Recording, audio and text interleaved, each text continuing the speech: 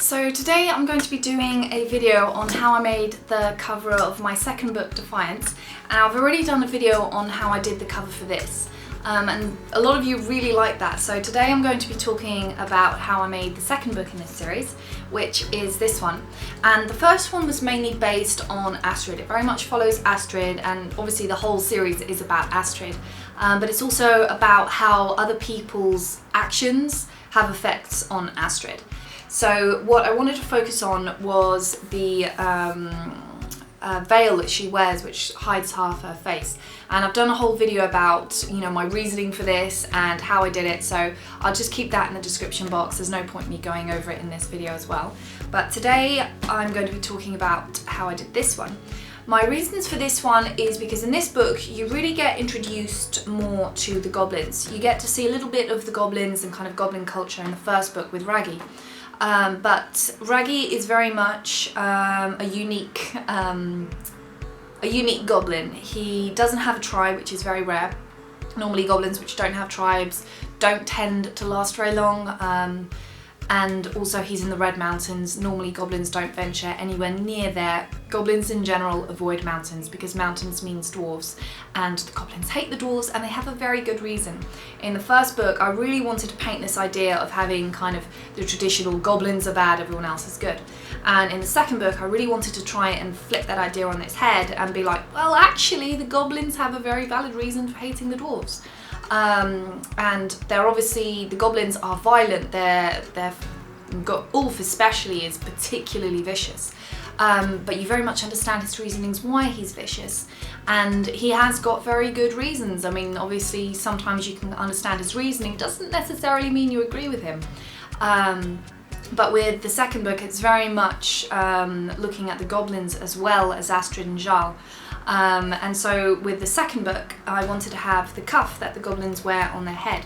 Ulf has this cuff. His name meaning wolf, he has a cuff, a very simple cuff, and he has a wolf at the very front. And the idea is that whatever tribe you have allegiance to, or your own tribe, that's the cuff that you wear down in the front of your head. But if you're kind of a goblin warlord, the tribes that you've conquered, you wear those cuffs as a kind of sign of victory in your hair. And Ulf has many cuffs. The more recent the tribe that he's conquered, then the further back they're worn in his hair. And what I needed to do with these cuffs is that the goblins are not, they're not blacksmiths. They do have blacksmiths, but because they're very nomadic, and they're nomadic out of necessity, they don't have time to kind of set down a forge. Any metals that they have is very low quality, and it doesn't tend to be very well separated, so you have a lot of faults in the metal. So the first thing that I started to do is I did some drawings on this little notepad that I have for all my ideas for Outsiders. So things like Astrid tattoos, some of the locations in Ammerstein. I'll normally sketch them out here if I'm just trying to get a rough idea in my head. So I knew I wanted a very, very simple cuff, and then I wanted a wolf's head. So I did a kind of closer study of the wolf's head, and then the overall idea of how I wanted it to look on this page. There were a few different ways that I thought I could make it. I was thinking of possibly making them out of this plastic clay that I have. You put it in hot water, it melts, and then while it's still hot you can mould it, but when it dries or when it cools down it's very, very hard. But it was just quite hard to get that razor sharp edge with the wolf, and it needed to have these very clean edges, especially on the teeth. The teeth needed to be very sharp and really give this idea of an animal that you do not want to mess with. So what I ended up doing was just using an ordinary dust clay. First thing I did is I made the ring. That was the easy part, and then for the head I needed to make it in two different parts. So I could have technically made it as a kind of full head and then opened the mouth and closed it, but you would have had wrinkling down the side where you'd stretched and compressed the clay, and I really didn't want that. So what I ended up doing instead is I made the head in two different parts. I made the lower jaw and I attached that to the cuff, and then after that I made the top part of it. And the teeth were quite hard to do because I needed to get them very, very neatly and then try and make these little holes and slot them in, and the teeth were a nightmare. The teeth were an absolute nightmare.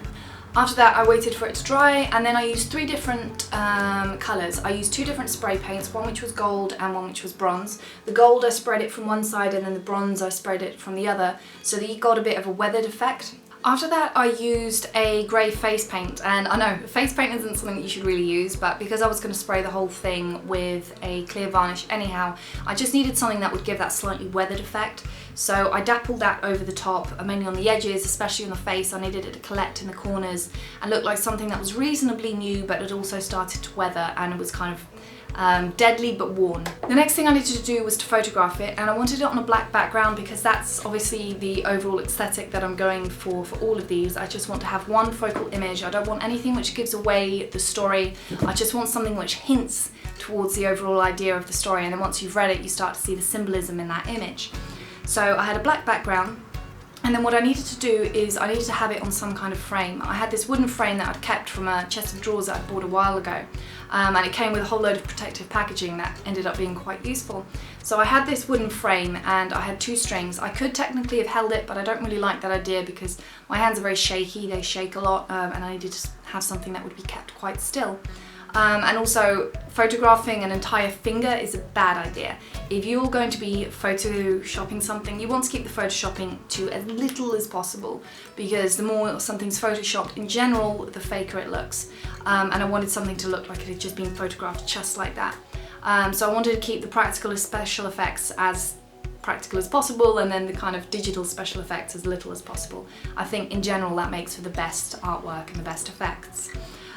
So I had 2 strings holding it up, one from the center and then one from the side, and it was just hanging there. But the problem is that the way that the light bounced is it hit the background, and so it meant you had the shape of the frame for starters, and you also had the shape of the circle on the back. And I really didn't want this. I wanted the lighting to be pretty darn good just from the onset. So what I did is I have this white board, and it's like those boards you get kind of the protective packaging in any kind of furniture that you buy. And I'd kept this because I was sure I was going to need it at some point, and as it turns out I did.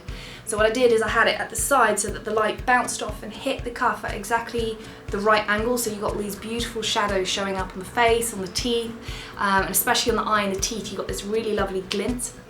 So that was good, but then I also wanted a kind of fire glow on the cuff. Again, it was something I could have done in post-production, but it was something I preferred to do just at the start. So what I do is I have these plastic sheets which I keep, and I'll use this in my photography for my makeup videos if I want to have a blue glow from the bottom and then a red glow from behind or something like that.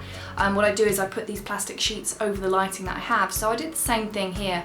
I put a mixture of a yellow and a orange sheet over the lighting so you got this glow, but because it's only going from one angle, it meant that you got the most of the colour kind of hitting there, anywhere which was in direct line of this lighting, and everywhere else was a lot more muted.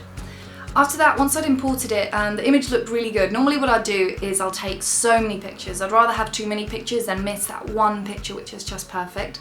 And once I'd picked the image that for me was just the image, there was a few tweaks, kind of colour correcting and stuff like that. After that it was just very easy. You just photoshopped out the strings, which took all of 3 seconds. It was very, very easy to do.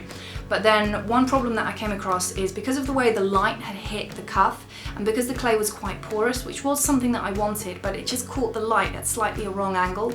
And so it kind of looked like you had white noise over the picture, which doesn't look good.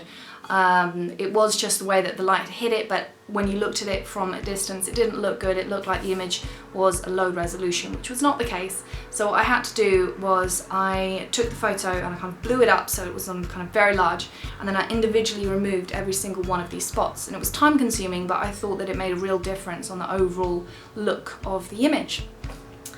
And then other than that, that's how I made the cover.